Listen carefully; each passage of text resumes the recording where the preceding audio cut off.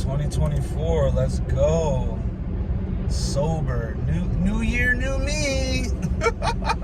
I have to say it like that, like a white blonde chick bimbo. New year, new me. Oh my goodness, man. It's so crazy. Like, I've been smoking for as long as I've been smoking.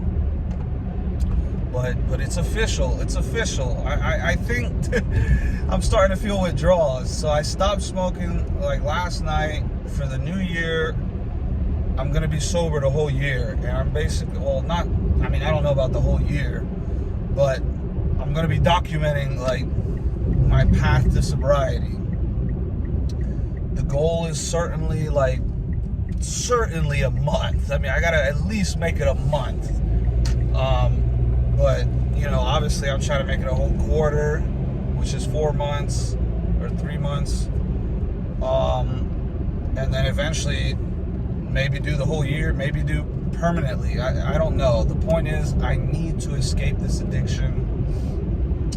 I've been addicted to smoking weed or Delta or whatever you want to call it. Like, it's all the same to me. I use the vapes. At first it was just doing the regular tree, and then it moved into like it's so much more convenient to just use the pen. But that's really how it gets you. The pens, the dab pens, that's how I got addicted. Like, because you could literally you could wake up, go like this, wake and bake without even moving, without even getting out of bed. You can start your day off just smoking and getting high. And then if you're super high, guess what you could do again? You can get more high. So it's like, it's just an awful addiction to be a part of. I'm finally out of it, and I'm documenting it. The reason I'm documenting it is because I think the whole entire reason I was able to be on semen retention and get to such a high streak is because I started documenting it, because it helps hold you accountable. So in the past, I wouldn't document. I would just say like, oh, I'm trying to stop smoking now, or I say, oh, I stopped smoking for like a week or whatever, and then eventually I would just go back right into it. So now it's like, if I put my mind and like literally put my mind to it and literally like document it, make video, it's gonna force me to hold myself accountable, but also all the people watching. Like, if I make a video like, oh, day 1 sober, and then next week I'm like, oh, well, I started over again. It's like, no, you have to stick to your word and, stick to your goals. So, with semen retention, I was able to do that. And then ironically, the one time that I relapsed, it was because I smoked. Because I had stopped smoking for like 2 weeks. I think that was the longest I had been on this whole journey of smoking. I finally got to 2 weeks sober like 2 months ago or something. And then that's when I lost a bunch of money, and something else happened. I was just like depressed or something. I had a wet dream.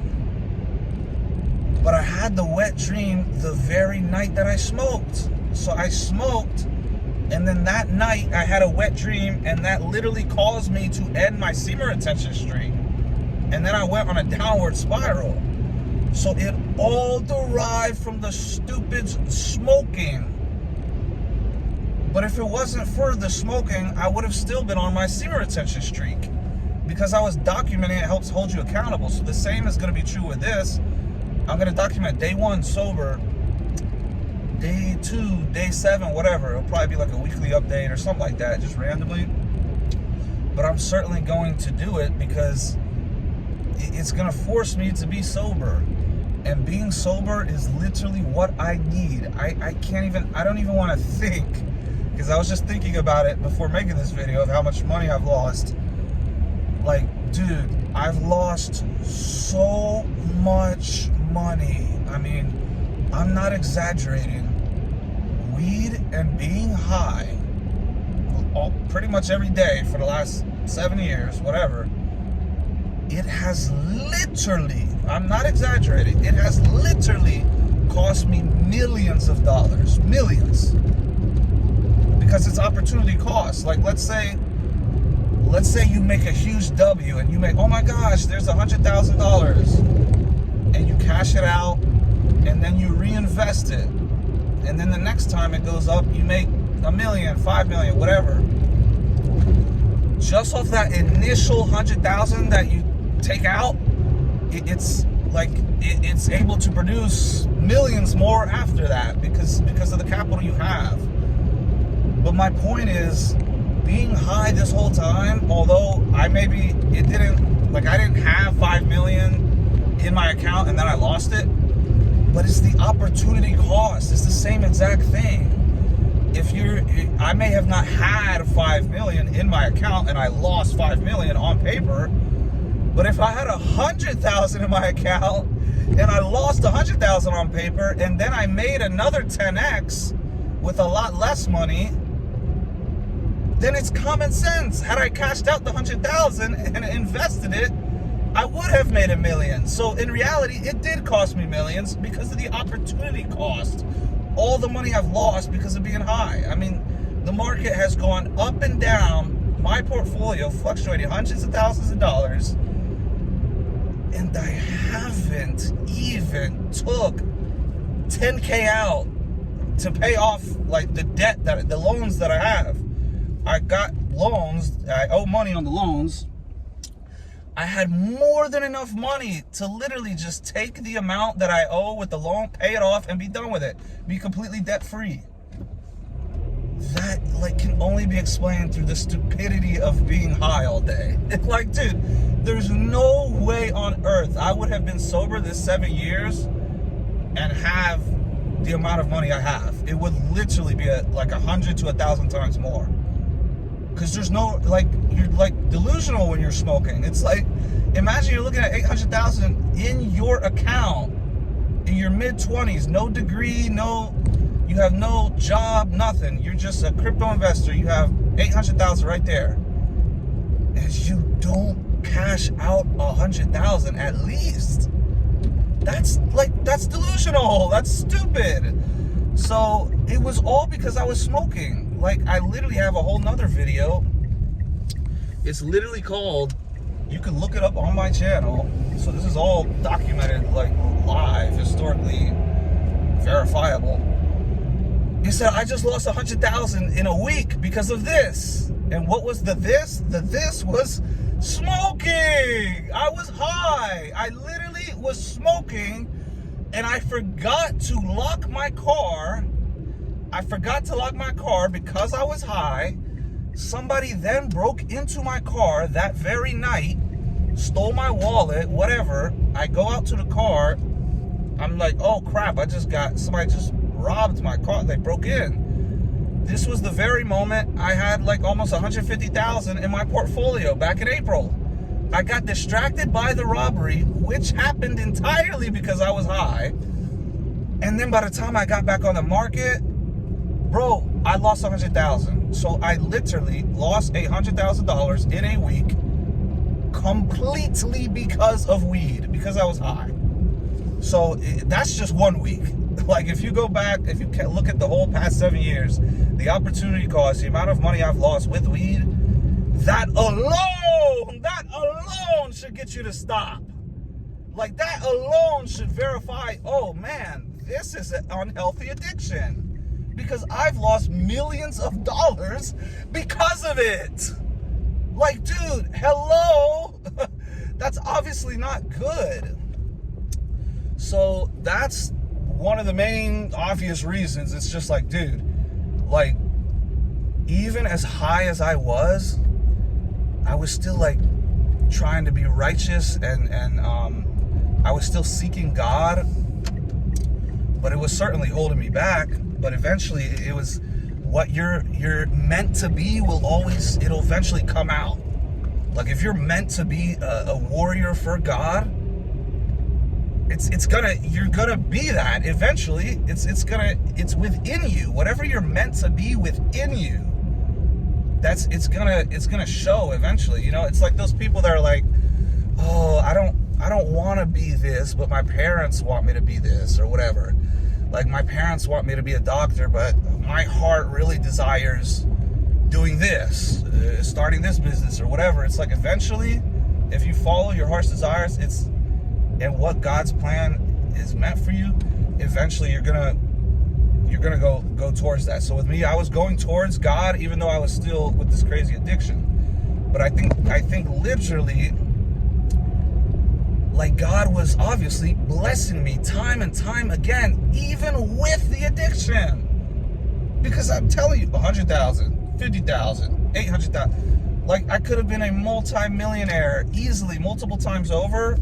So it's insane. Like, God was literally blessing me, even though I was struggling with this addiction, but I was seeking Him. So you can still seek God, even though you have a current, like, struggle or addiction you're dealing with.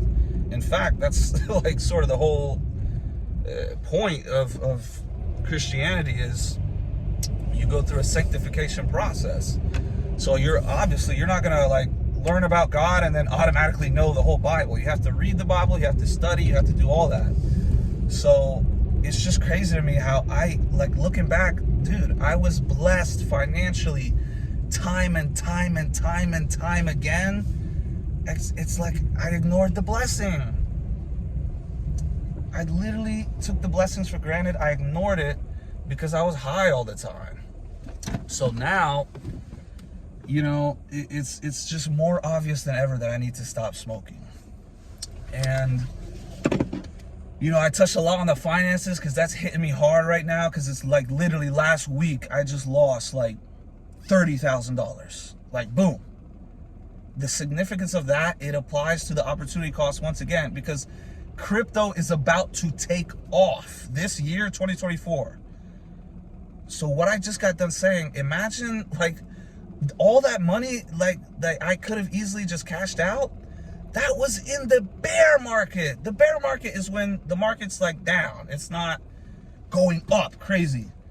The last time crypto was going up crazy was 2021. 2024 is going to be the next version of that. 2024 is literally, it's about to shoot off. So if I cashed out all I had and reinvested, like, right now before this, it's just so much money I missed out on. But then again, like I said, I've missed out on millions and billions anyway. So what real difference does it make?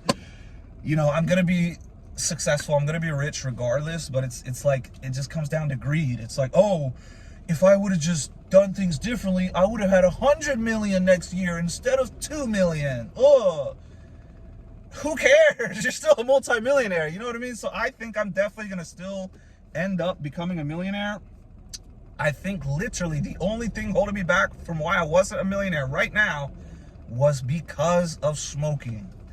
So that's the finance aspect. That's one of the most significant. But actually, truly, the most significant is actually your intelligence and your ability to communicate and articulate. When I'm smoking all the time, it's like I can't articulate myself properly. And I noticed that because I used to be, like, so smart. I used to have super sharp memory. I used to be just highly intelligent. And then I started smoking and I thought, oh, I'm getting rich while I'm smoking.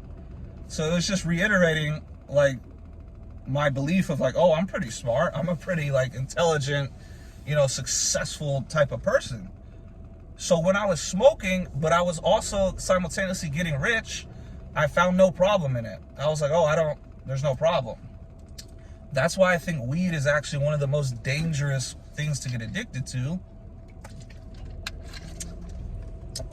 Because you're deceived into thinking it's not an addiction. You're deceived into thinking, oh, it's fine. I just use it to help sleep at night. Until it's every single night that you're using it, and then it becomes, all right, well, is it helping you to sleep, or are you using it to go to sleep? Like, you know what I mean? It becomes like, oh, Is this enhancing your meal? Or is it necessary for you to even eat? That's when you start realizing, oh, wait a minute. This is absolutely 100% addictive. And then you have the ignorant people. It's funny. If I've noticed a trend, it's like the most ignorant people are also the most arrogant. It's like it's directly correlated. And it's ironic because you'd think it'd be the opposite. Ignorance is like you don't know. You don't know about something. Arrogance is like you think you're like the expert on it. So you literally have a bunch of ignorant, arrogant people where they're like, oh, well, weed addiction isn't real.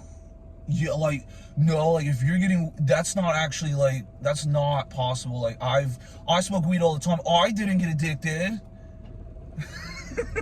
Bro. Oh my gosh, man. It's insane how ignorant some people are. Then they're arrogantly ignorant, confidently ignorant. Breaking news. Weed is 100% objectively, biologically addictive. Like it's an objective fact. So what you individually think about it or your personal experience is completely irrelevant. Weed is without a doubt 100% addictive, and it has withdrawals. How do I know this? It's been proven time and time again. It's one of the main reasons I've never stopped. It's because I always have withdrawals. Your stomach hurts, your head hurts, you can't sleep, you can't eat. And sometimes you get super irritated, like you get mad at nothing, and you sweat. Me personally, like that was just off the top. Like I was obviously not made up. That was what I've experienced. And so have millions of others. So anybody who comes along, weed addiction, that's not serious, you can't do. They're ignorant, they're stupid, and yeah, they're just wrong, period. It is absolutely addictive, and you can absolutely suffer from withdrawals. That's one of the main reasons I never quit. And yeah, you just think it's not really unhealthy. Like, dude, losing $1 million, like, dude, if that's not the obvious, like, oh, hey, water's wet, bro, you lost your privilege to smoke, period. If you lost $1 million and you were high the whole time, guess what? You lost your privilege to smoke. Like, and it's not even a privilege, it's a detriment, because up here I have gotten worse. Up like here, body fat, cardio wise, I've gotten worse. Financially, I've gotten worse. Romantically, like, dude, everything you can think of, it's worse. Like, literally, I can't even imagine where I would be today if I never started that stupid addiction. But I'm glad to say now the addiction is over. There's no reality that exists that I'm smoking weed this month. I'm gonna start with this month because I don't want to just say this year, because 10 months from now, that's a long ways away. And you know, I'm not entirely, completely 100% against like smoking weed. Me personally, I can't do it. Like it's long overdue. But you know, let's say a year from now, I haven't been smoking in like a year, and for whatever reason I want to celebrate, like maybe I'll do it again. I'm just saying, I'm not gonna sit here and say, oh, I'm done for life, I'm done for the year, I'm done for good. I just need to get sober to where my actual literal body is not reliant upon the cannabinoid whatever. Like, I need it out of my system, and I need it out of my system for multiple months. After that goes by, maybe I'll take a puff or two in complete like moderation. But for me personally, I have no intentions of smoking anytime soon. Like I said, maybe a year from now, maybe whatever, maybe I'll try it again. But I think it's gonna be to the point where it's like, once I make it 30 days and it's like officially out of my system, and I'm like realizing like, whoa, this is like incredible. Like everything's better, everything's going much better. I'm way more smarter, way more intelligent, way more articulate. I think at that point it's gonna be like, I'm not even gonna wanna do it ever again. But obviously, like right now, It's hard. It's going to be the hardest day literally right now, because in the past I would be like, oh, let me phase off. Like, no, I'll say I'm done, but then the next day I'll be like, well, just one hit at night just to help me not have the withdrawals. It's not an option. Right now, when you're seeing this video, I am not smoking anymore. I'm not. Now, I'm going to be documenting it also. So if I were to somehow fail, you would be updated. But that's the point, is I'm not going to fail because I'm not going to smoke. It's the same thing with like fornicating with a woman or masturbating watching porn. It doesn't exist. It's not possible. It's no longer possible. I'm not doing it. So this year, I'm killing that addiction. It has literally cost me millions of dollars. It's literally cost me my health, cardio. I've gotten injured. I think it's because of smoking. That's the other thing. It's like the butterfly effect. You don't know how many things went wrong because of that. Like, it could be direct, like, correlation and causation. It could just be correlation, but you don't know if it's causation. And there's only one way to truly verify, like, whether or not something is because you're high or not, and that's to not be high at all.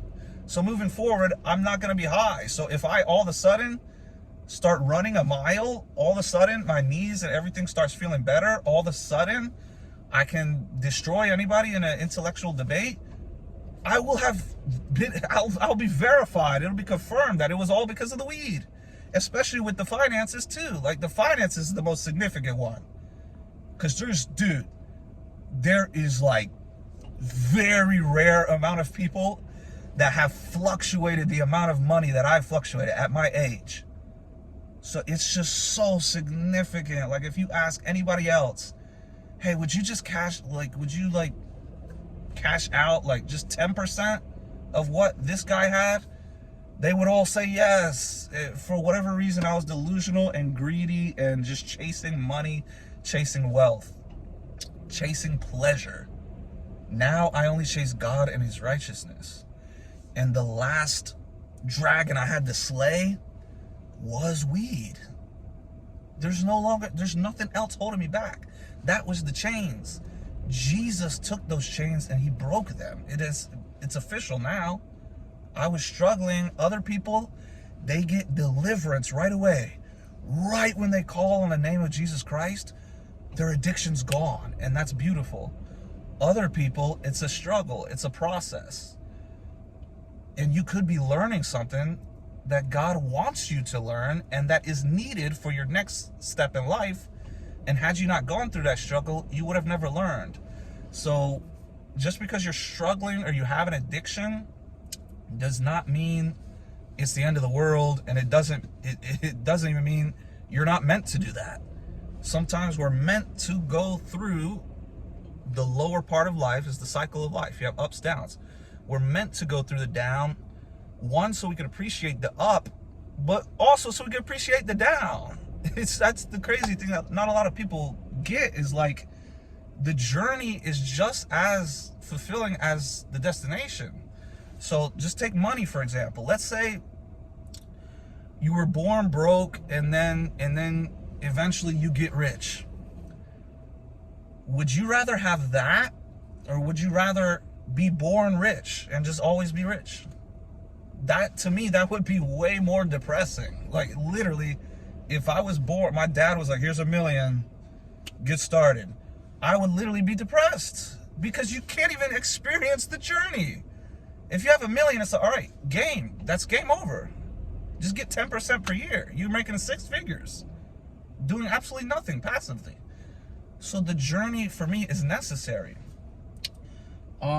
Now, did the addiction need to last that long? No. I think God makes it very clear, like, hey, like, stop the addiction. Like, you went through it, you struggled, okay, now stop, or else there's going to be consequences. And God will give you warnings, but he's not just going to, like, some people he will, some people he won't. I'm not God. But sometimes it'll literally be like, all right, I already warned you. Like, if you're going to continue that addiction, that's on you. Like, Like, if God warns you and you ignore instruction, do not be upset with the consequences. It's cause and effect. It's reap what you sow. So I'm upset, but it's like I can't be like upset at anything else other than my own addiction for like losing the money I lost recently, 30,000. There's literally nothing to get upset about. It's verified 100%. I lost it because I was high. I said in December, I'm not going to smoke, and I'm going to, I'm going to be back up again. I'm going to take some profits out and I'm going to make it happen. Because I was high, I didn't make it happen the appropriate way. I messed it up again and lost more money because of it. Like, it's verified. There's no reason for me to smoke anymore. If you're struggling with any addiction, call on Jesus and he'll help you get over that addiction. Like me, I mean, you're literally looking at a crazy sex addict. I don't even want to get into all the sexual stuff I was in. Crazy sex addict and crazy weed addict. I can now officially say, by the grace of Jesus Christ, I have overcome both. Woo! Let's go! And today, like I said, today is going to be the hard one.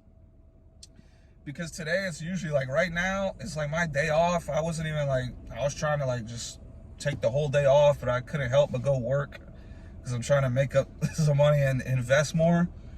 But like right now, it's usually when I'd be like, all right, let me just go smoke, lay down, watch some YouTube, do whatever.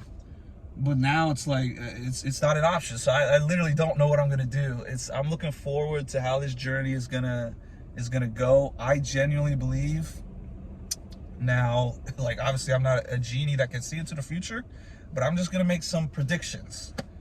Q1, this is an out there prediction, but I'm just going to go ahead and say it because I'm so confident in actually being sober and on semen retention. I'm going to be a millionaire. Q1 is when it's finally going to happen. I'm going to become a millionaire. I had time after chance this whole past time, but for whatever reason, now I'm confident I'm going to be a millionaire Q1, 2024. And it's not going to be a coincidence that that's the first quarter that I'm sober in over 7 years. I took little tiny breaks here and there. Like there was like a 2-week break, and then that most recent, a little over 2 weeks, like 18-day break. And then it was a couple days here and there. It's just, and I always went back. But now it's a new year, new me. It's just, it's official now. Like I have the calendar so I can keep track. I have vlogging to hold myself accountable.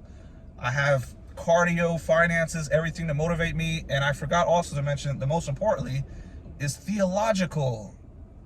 Just from a belief system, belief perspective, it's gonna help me bring more people to Christ. If I'm sitting there smoking all day, even though I might be learning and stuff, I can't articulate and communicate as good as when you're sober. That's obvious. So as I get sober, I'm gonna be able to communicate better. Dude, it's gonna be amazing. But I just wanted to put this out there. This is definitely like a longer video. The other videos are more so just be like updates on my progress and stuff like that. But yeah, I think you're even going to be able to notice a difference. You're going to be like, oh, yeah, I can notice a difference, literally. But yeah, it's officially time. I've tried and tried and tried again. I am declaring it and documenting it now. I am officially sober, and I will stay sober all of 2024. That's the goal. Now, like I said, 6 months from now, that goal could change. Maybe, like, my main thing is, like, it's a psychological trick. Like, I'm telling myself a whole year just so I could get to a month and then get to 3 months. And then by then, I probably like genuinely will just want to be done for good, but I can't sit here and lie. Like, I wish I could go smoke right now, but I'm not going to. But that's the only reason I say, like, it's not permanent. Like, I don't want to say permanently, but it very well could be permanently. And if it is, cool, whatever. I don't need to smoke anymore. It's just a matter of want. The whole entire reason I ever even got addicted is because I liked doing it. I wanted to do it.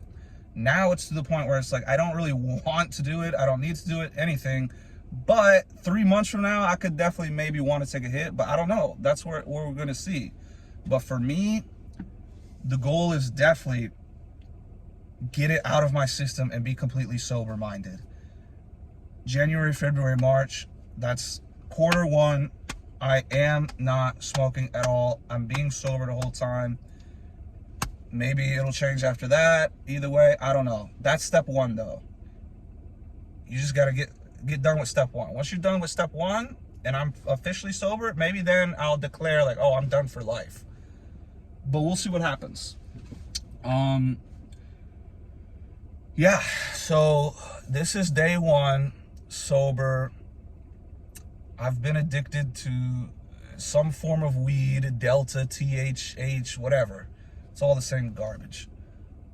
For literally 7 years. When I was like 20, 21 years old, 27 years old right now. I turned 28 in 1 month. And it's just, dude, my whole 20s almost, I've been high. That's insane to me. I've missed out on so much stuff. My memory has just been shot, destroyed. Millions of dollars lost. Like, I am like the epitome example of like weed addiction being detrimental to your life. So if I'm not a good example and motivation to never get hooked on that stupid garbage to begin with, I don't know, man. I don't know. But for me personally, I think my life is going to exceptionally, in every aspect, change for the better and improve. I'm probably going to have some withdrawals, but I'm going to get through it. I'm going to update you guys on the journey. Thank you for watching. Thank you for everything. It's going to be a new roller coaster. In the past, it was like, I may have been sober while recording all my videos for the most part, like 99%. I'm pretty sure I was pretty much sober. But it was always like, oh, I'm done recording. All right, now let me get high. Or, okay, well, I recorded that earlier today. Let me get high at night or whatever. Now it's like, you might literally see a whole new charisma, personality, whatever. Definitely more energy, like definitely more intelligence and articulation and speaking ability and way stronger memory, etc. So yeah, this is day one. Let's go! We're officially sober. It's a whole new journey. I'm gonna get through those withdrawals. Those withdrawals don't stand a chance. I'm making it through. We're officially sober. Day one. Let's go.